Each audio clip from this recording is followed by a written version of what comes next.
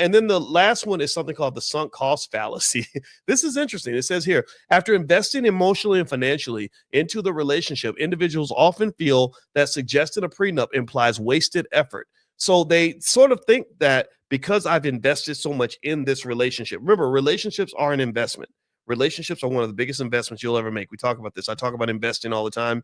My doctorate's in investing, and I can tell you the biggest relationship you'll ever make won't be money. It's going to be in people, and those should be the biggest investments. Like you invest in people. For example, if you invest in people while you're young, they'll take care of you when you're old. So a lot of older people who have nobody there for them, they didn't invest in people when they were young, largely in many cases because maybe they didn't have time for a relationship because they were so busy serving their corporate master on some job.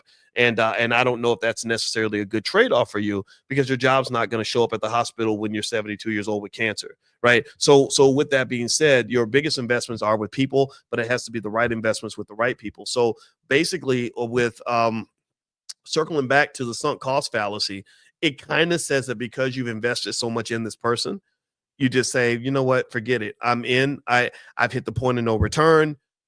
I'm all in, and if it doesn't work out, then I just lose everything. And I think that is just very bad investing. There's no asset that you should ever buy that shouldn't have some sort of insurance policy. If you want to protect your wealth protection should be essential for anybody that wants to keep it. So the same way, if I buy a house, I'm going to definitely get insurance on that house. I have to have insurance on that house unless I'm a complete fool that wants to lose everything. Even if I don't want to believe the house could ever burn down, even if I think that it can never happen, I get insurance. Why?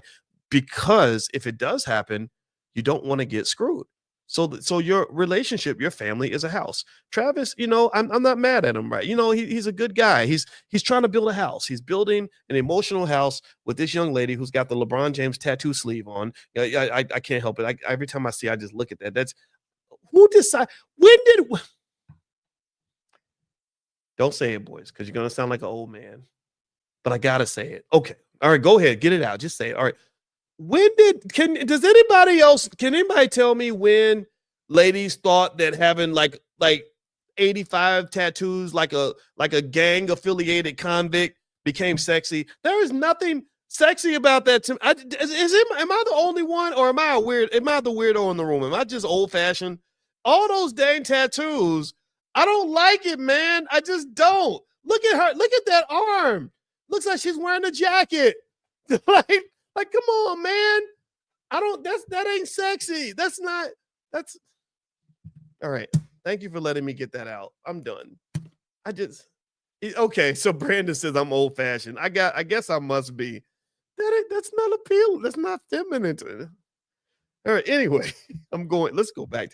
Stop. I promised myself I wasn't going to do stuff like that, but y'all know I always break my promises to myself.